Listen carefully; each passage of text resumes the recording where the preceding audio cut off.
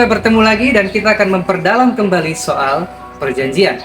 Apakah setiap perjanjian yang telah memenuhi unsur penawaran dan penerimaan sudah pasti memiliki kekuatan mengikat di mata hukum? Terkait hal itu kita harus mempelajari soal syarat sahnya perjanjian. Tidak setiap penawaran yang direspon dengan penerimaan sudah pasti sah. Penawaran dan penerimaan itu juga harus memenuhi syarat sah perjanjian sebagaimana diatur di dalam pasal 1320 Kitab Undang-Undang Hukum Perdata. Ada 4 syarat sahnya perjanjian. Yang pertama adalah kecakapan para pihak, yang kedua adalah kesepakatan, yang ketiga adalah objek tertentu, dan yang terakhir kausa yang halal. 2 nama pertama yang saya sebut adalah syarat subjektif, 3 dan 4 adalah syarat objektif.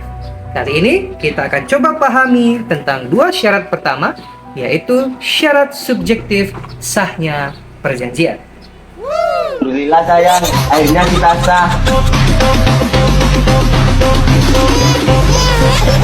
Alhamdulillah. Kecakapan artinya perjanjian itu dilakukan oleh orang yang boleh dan punya otoritas untuk melakukan perjanjian. Ada beberapa orang yang dilarang untuk melakukan perjanjian.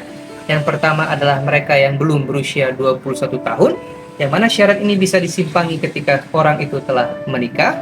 Yang kedua adalah mereka yang di bawah pengampuan, atau mereka yang tidak bisa mengurus dirinya sendiri, sehingga diwakilkan oleh orang lain untuk kepentingannya dalam perjanjian. Dan yang ketiga adalah mereka yang dilarang oleh hukum. Siapakah mereka yang dilarang oleh hukum? Misalnya orang dalam status kepailitan. Mereka yang ada dalam status kepailitan dilarang untuk menjual objek ataupun harta yang dia miliki selama masa kepailitan. Atau mereka yang memang menurut peraturan perundang-undangan tidak boleh melakukan perjanjian. Misalkan di dalam Undang-Undang PT yang boleh mewakili perusahaan adalah direktur. Sehingga ketika perjanjian dilakukan oleh staf atau manajer suatu perusahaan, maka manajer dan staf itu dilarang melakukan perjanjian tersebut. Dengan kata lain, perjanjian tersebut tidak memenuhi syarat sah kecakapan.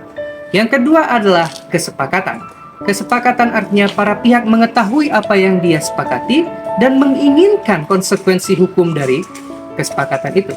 Kesepakatan juga berarti seseorang ketika menyetujui suatu penawaran, dia tidak diberikan informasi yang palsu ataupun diberikan informasi yang salah, atau dia ada di dalam tekanan ataupun paksa.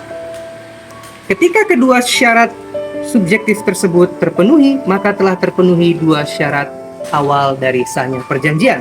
Tetapi ketika salah satu dari kedua syarat tersebut tidak terpenuhi, maka akibat hukumnya adalah perjanjian dapat dibatalkan.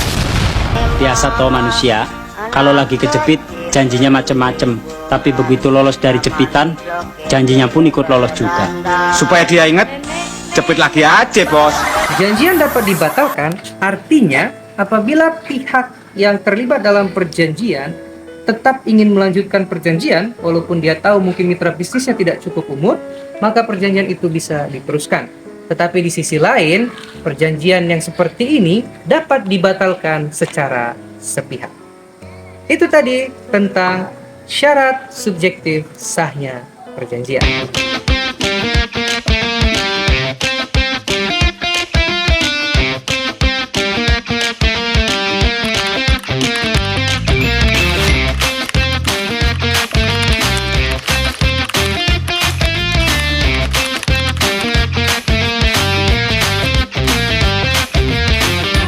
Saya Don Jana, sampai bertemu pada materi hukum selanjutnya.